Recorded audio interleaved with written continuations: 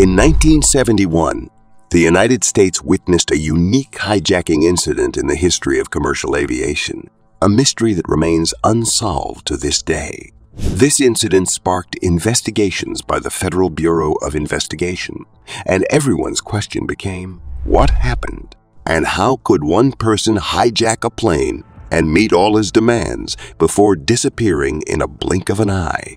The story began on Wednesday, November 24, 1971, the day before Thanksgiving in the United States. A mysterious middle-aged man, who identified himself as Dan Cooper, entered Portland National Airport. He was carrying a handbag and bought a $20 Northwest Airlines Flight 305 ticket. The flight was heading from Portland, Oregon to Seattle, Washington. It was supposed to be a short, half-hour flight. In 1971, the rules were more flexible for domestic flights. Everyone could purchase a plane ticket without presenting an ID card or other documents proving their identity. Also, passengers could carry anything in their bags without being searched. On this day, the voice of the plane's pilot echoed through the speakers, announcing that the aircraft would soon take off. And indeed, the plane departed from the airport around 3 o'clock in the afternoon. Under these flexible conditions, the plane carrying Dan Cooper took off. The aircraft had a limited number of passengers, 36, including the hostesses and the flight crew. From the moment he entered the plane, Cooper seemed very calm. He ordered a drink and lit a cigarette, as smoking was permitted on planes during that period. He chose to sit in the middle of the last rows of the plane, near the hostess's seat. After a few minutes of takeoff, Dan Cooper called the nearest flight attendant and handed her an envelope. Inside the envelope was a note stating that he had a bomb in his bag, and he wanted the flight attendant to sit next to him so she could see the bomb for herself, and then he would inform her of his demands. At first, the flight attendant thought that Dan Cooper was flirting with her or giving her his number, so she didn't pay much attention to the envelope and put it in her pocket without looking at its contents. When Dan Cooper saw that she didn't care about the envelope, he turned towards the flight attendant and whispered to her, "Miss, it's better if you look at the envelope because I have a bomb." The flight attendant sat next to him, trembling with fear. Dan Cooper took out his bag and placed it in his lap. Inside were red bars similar to dynamite, with wires connected. It was clear that there was indeed a bomb inside the bag. Then, Cooper told the flight attendant to write down his demands and take them to the plane's captain. Cooper demanded $200,000 in a small backpack by 5.0 p.m., a fuel shipment, and 4 parachutes. The amount Cooper requested, the $200,000, was not small. In 1971, this amount was equivalent to approximately $1,250,000 in today's currency. It was clear that Dan Cooper wanted to refuel the plane as soon as it landed to take off again to another location. As for the 4 parachutes, he undoubtedly wanted to jump from the plane. But why did he request 4 parachutes? This request would make the FBI think that he might force one of the flight attendants or crew members to jump with him, preventing them from tampering with the parachutes if he caused someone else to jump with him from the plane. This move was smart on his part. After Cooper gave his demands to the flight attendant, she reported the situation to the captain. So the captain contacted the airline and informed them about the matter. The flight attendant returned to Cooper, finding him calm, smoking, and drinking from his bourbon. She also saw him wearing sunglasses, which also became famous and associated with him, even becoming part of the illustrations drawn for him. The reason is not known why he suddenly decided to wear his glasses inside the plane, perhaps to appear steadfast and confident. Then, the flight attendant conveyed Cooper's demands to the captain, who informed the airline and the American authorities. The plane continued to fly over the airport without landing until somebody prepared the requests Cooper made. As the flight attendant says, one of the strange things she saw was how calm and relaxed Cooper was, as if he didn't care about the situation. Although he could be a criminal or a skilled thief, it's tough to maintain the calmness the flight attendant described. But Cooper seemed completely different, not tense or annoyed at all. When the plane arrived at its destination, It kept flying over Seattle's airport for a long time, while the authorities and the FBI prepared Cooper's demands. Among these demands was to land in a remote part of the airport, darken the plane, by closing all windows and turning off the lights, as Cooper believed that the FBI might have hired a sniper who could assassinate him from a distance. Of course, the passengers had no idea what was happening, and even the captain told them there was a minor issue at the airport and that they would be delayed for an unknown period. All of this was to prevent panic among the passengers. The plane flew for over 3 hours above the airport until the authorities finally announced that they had met Cooper's demands and the plane could land. As evening fell and the plane arrived at the landing site, the agreed-upon demands were presented to Cooper, which included $200,000 and 4 parachutes. The fuel truck came to refill the plane, and after Cooper's demands were met, he released the 36 passengers on the plane, leaving only him and the flight crew. Around 8:00 p.m., Cooper asked the flight attendants to go to the cockpit and leave him alone in the passenger section. The flight attendants complied, leaving Cooper alone in the passenger area. Cooper then instructed the pilot to take off again, directing for Mexico, maintaining an altitude of only 10,000 feet and a slow speed. Despite this, the American authorities didn't let the plane fly alone and sent 2 F-16 fighter jets in pursuit. These aircraft were flying in the dark, rainy weather filled with clouds, making it difficult for Cooper to spot them. However, in the end, Cooper probably knew he was trailed by other aircraft. A short time after takeoff, the aeroplane's captain noticed a warning indicating a change in pressure and that the rear door had been opened. This led the crew to believe that Cooper had jumped from the plane. Indeed, when the pilot asked the flight attendants to return to the passenger section, they discovered that the plane's rear door had been opened and Cooper had disappeared, along with a bag of money, the bomb, and 2 of the 4 parachutes. The aircraft was a Boeing 727 with a rear door that anyone inside could open. The area over which Cooper jumped was a forest, located between the city of Seattle, from which the plane took off, and the city of Reno in Nevada. What happened to Cooper after he jumped from the plane is something people have disagreed on for 50 years, from the incident in 1971 until today. But one thing is certain: we have never seen Cooper again after that moment. Even the moment of his jump from the plane wasn't noticed by the military aircraft following the plane. This is because it was nighttime, dark, and the weather was terrible.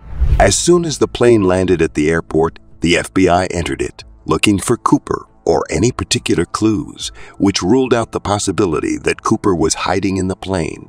Without anyone knowing, the only trace left of Cooper on the plane was his black tie, which he left behind after jumping from the plane. Why he left the tie is uncertain, but the belief is that it was an inconvenience, as he was tying the parachutes, the bomb bag, and the money bag to his body. This tie could have had DNA evidence that might lead to Deeb Cooper's identity, but DNA analysis wasn't available then. After his jump from the plane, the FBI began a long and extensive investigation into this case. The first step was to search for any trace of Cooper in the forest over which he jumped.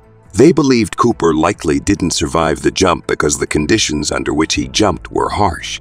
It was dark, the weather was rainy, cloudy, and the wind was strong. But after several days of searching, they found no trace in the forest, neither him nor a body nor anything related to him. The man had vanished entirely. A sketch of Cooper's face was distributed, based on the description provided by 2 flight attendants. It is believed that this sketch is highly accurate because the flight attendants spent many hours with Cooper. His description was taken separately from each flight attendant who provided similar accounts of him. D.B. Cooper was characterized as a man approximately 180 cm tall and weighing about 80 kilograms. His face indicated that he was in his mid-40s, his eyes were brown, and he had a deep voice without a distinctive accent. However, he spoke and used terms with great intelligence, indicating that he was skilled in planning the crime.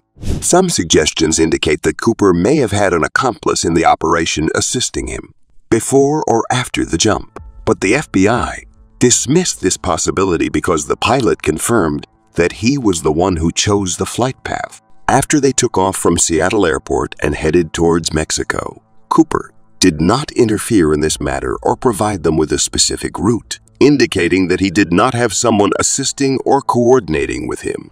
Before they handed the money over to Cooper, they recorded all the serial numbers written on the banknotes.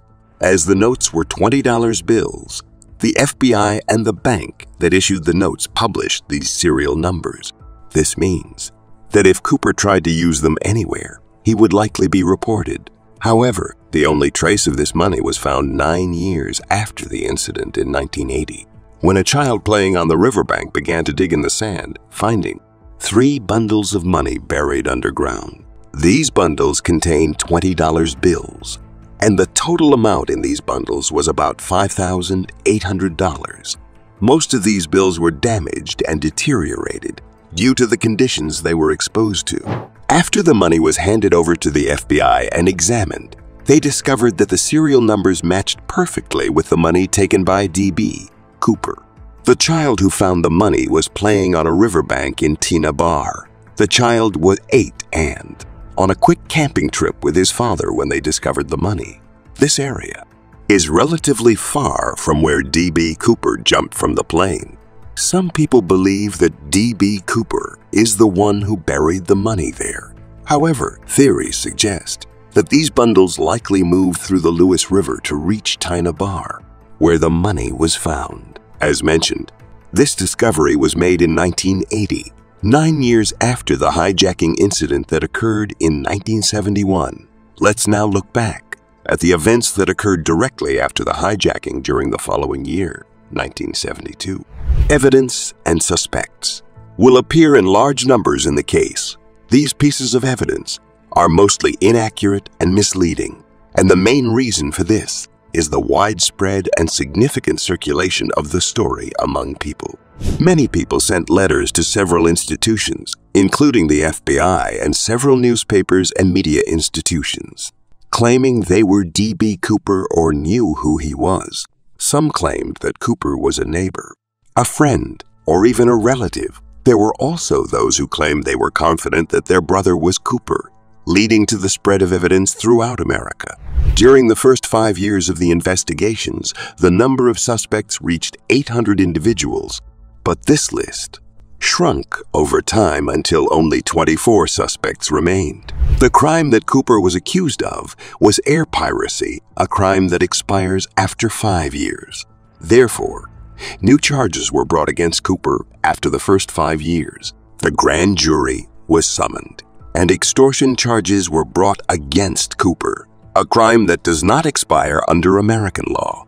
This means that the case is still open, meaning that if Cooper is arrested today, 50 years after the operation, he will be tried or imprisoned. Of course, Cooper has not been arrested to this day. And by the way, this is the only case related to air piracy that has yet to be resolved to this day. All the cases related to air piracy in American history have been solved, except this one. And this leads us to one of the main suspects, who are thought to be D.B. Cooper. Bear in mind that no charges have been proven against any of these individuals, meaning the suspect could be any or none of them. Now, let's move on to the first suspect, Richard McCoy. This person had an astonishing resemblance to D.B. Cooper, especially in terms of actions. McCoy also hijacked a plane on April 7, 1972, about 4 months after the D.B. Cooper hijacking incident. The resemblance between the two operations was significant. McCoy chose the same type of plane they, D.B. Cooper chose a Boeing 727. When the plane took off, he gave the stewardess a note saying he had a bomb. The slight difference is that he demanded $500,000 instead of $200,000. McCoy also requested 4 parachutes and was calm and relaxed during the hijacking process. In the end, McCoy jumped from the plane using a parachute from the aircraft's rear door in the same way that D.B. Cooper had. Everything was similar, but the big mistake was that McCoy was not as careful as Cooper. He left fingerprints everywhere, and even the notes he wrote and left with the flight attendants. They could easily recognize his handwriting. This reflects D.B. Cooper, who made sure to take everything related to him, including the notes and papers he wrote on. Although the two operations were very similar, it was clear that McCoy, most likely, was just an imitator and did not have the same intelligence and cunning that D.B. Cooper possessed. Of course, due to the evidence he left behind, it was easy for the FBI to find him. And indeed, he was arrested just 2 days after the hijacking operation. So his case was easy and cannot be compared to D.B. Cooper. In fact, Cooper could not have boarded a second plane after jumping from his, which makes the idea that McCoy is Cooper seem impossible. McCoy was sentenced to 45 years in prison for the hijacking operation he carried out but was never prosecuted in relation to the D.B. Cooper case. Ironically, after his arrest, he managed to escape from prison but died after a shootout with the police. There were accusations suggesting he was D.B. Cooper and that he was the same person who repeated the operation, but these accusations were never proven. In the end, they ruled out that he was D.B. Cooper, as they believed that despite an apparent unmistakable resemblance between the two operations, there was a significant substantive difference between them. Evidence suggests that it is almost impossible to be the same person. Firstly, although there was some resemblance in the shape of McCoy's face to the description the stewardesses gave of D.B. Cooper, the physical characteristics were different. And on the day following D.B. Cooper's hijacking operation, McCoy was celebrating Thanksgiving with his family in Utah. It would be hard for him to reach Utah on such a busy day, as the distance between the two places is more than 1,500 kilometers. Here, the second main suspect appears, a man named Duane Weber, who confessed himself, claiming that he was Deb Cooper. However, this confession was made on his deathbed in 1995, about 25 years after the incident. His wife, Jo Weber, says that he approached her at the hour of his death and revealed his secret that he was Dan Cooper. After his death, his wife recalled numerous clues that pointed to this secret during their life together. According to her, her husband Duane sometimes talked in his sleep about leaving fingerprints on the plane, as if he was scared of this matter. He had a problem with his knee, and he would say it happened to him because of a jump from a plane. They also found notes he had written in the margins of a book about D.B. Cooper in the library. His wife says that once he mentioned Tina Bar, the same riverbank where the child buried the money under the sands before that money was found. This man was a soldier who served in the army during World War I, and he had experience dealing with parachutes and jumping from aeroplanes. He had a criminal history and a record of forgery and theft that led him to prison for 6 years. Even his physical appearance was similar to Deborah Cooper. Some FBI investigators were watching him and looking into his file, but in the end, they could not find conclusive evidence to prove the charge against him. The events continue, and we now move to the third suspect. This suspect's name is Kenneth Christiansen. His bizarre accusation story started from his brother, Lyle Christiansen, who, after watching a documentary about W. Cooper in 2003, became convinced that his brother, who died in 1994 from cancer, was D.B. Cooper. Kenneth said on his deathbed that he had a big secret, but did not reveal it to his brother. And after his death, this secret kept lingering in Lyle's head until he watched the documentary and became convinced that his brother was Deborah Cooper. Kenneth worked for the same airline company to which the plane belonged, which is Northwest Airlines, and he loved smoking and drinking bourbon like Deborah Cooper. Shortly after the operation, he bought an expensive house, which reinforces the suspicions about him. The suspicions about him increased when they showed a picture of him to one of the flight attendants on the plane with Debbie Cooper, and the hostess was shocked by the remarkable similarity between him and Cooper. She said that among all the suspects whose pictures were shown to her, this person is the closest person to the features of Deb Cooper, but she clarified that it is difficult to be sure of this matter conclusively. Although Kenneth was a soldier and a professional in parachute jumping, the FBI ultimately ruled out Kenneth because his height was shorter than Debbie Cooper's, and they believed that if Kenneth were D.B. Cooper, he would choose the best of the 4 parachutes they gave him, not the worst, based on his experience. It is worth mentioning that Deb Cooper jumped from the plane using a parachute, but based on the evidence, they believed that Cooper was not an expert in parachute jumping because he chose the worst type of the 4 parachutes they gave him. If Cooper were an expert, he would not have jumped in the air and the place he jumped in, which led them to rule out Kenneth as a suspect. The 4th and last suspect is Robert Rackstraw. Robert is indeed a strange character. He was a helicopter pilot and participated in the Vietnam War and has training in explosives and parachuting. Shortly before the plane hijacking incident, he was expelled from the military due to his lies and actions. This means he was motivated to commit the crime, as he did not have a job and probably wanted revenge. What makes the story even more mysterious is that Robert does not deny the allegations, but leaves everyone in a state of doubt. As he says, maybe, who knows, when asked if he was D.B. Cooper. In one of the documentaries he appeared in, he claimed he was likely one of the only few who could solve the case. However, they were unable to prove the charges against him, and in the end, the FBI closed his file and officially closed the investigation into the case in 2016, making the case completely inactive. There is no one now trying to prove any charges against Robert. Other theories were discussed in the case, and among the most common theories is the one adopted by one of the FBI's senior investigators, Larry Carr.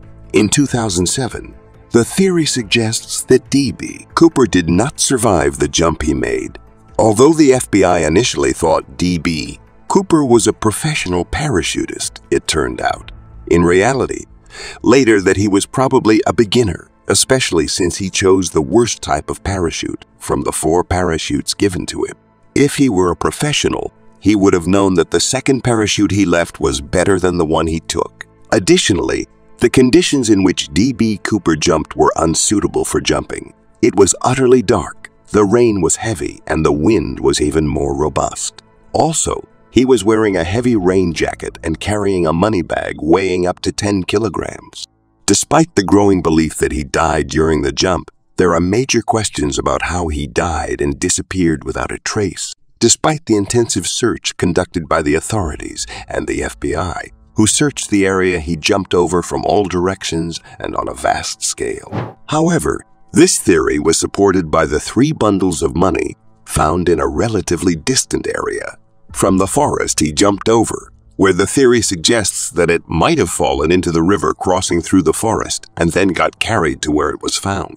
Most likely, the river carried the 3 bundles of money to the area where they ended up. These bundles represent only $5,800, which means there are about $194,200 that never showed up. This money was not used anywhere and was not found. All the money Cooper took likely fell into the river, and the river washed away the bag containing $200,000. Also, Cooper's parachute was of the non-controllable type, which increases the possibility that he might have fallen into the river and drowned. This scenario can explain the failure to find any trace of him, despite their intense search and combing of the entire area. Things get more complicated when considering the river's path, where it meets the larger Columbia River, which ultimately flows into the Pacific Ocean. This means it's possible that Cooper's body and all the things he had with him, including the money, could have sunk to the bottom of the Pacific Ocean. However, there are some strange pieces of evidence like the tie that Cooper left in the plane, which when analyzed was found to contain rare chemical materials used in Boeing factories. The company that manufactured the plane Cooper hijacked. This may indicate that Cooper was working in Boeing's factories, but this evidence did not lead to the explicit disclosure of Cooper's real identity. In the end, the story of Cooper remains puzzling and very mysterious, to the point that the FBI lost all hope in investigating it and officially closed the case in 2016.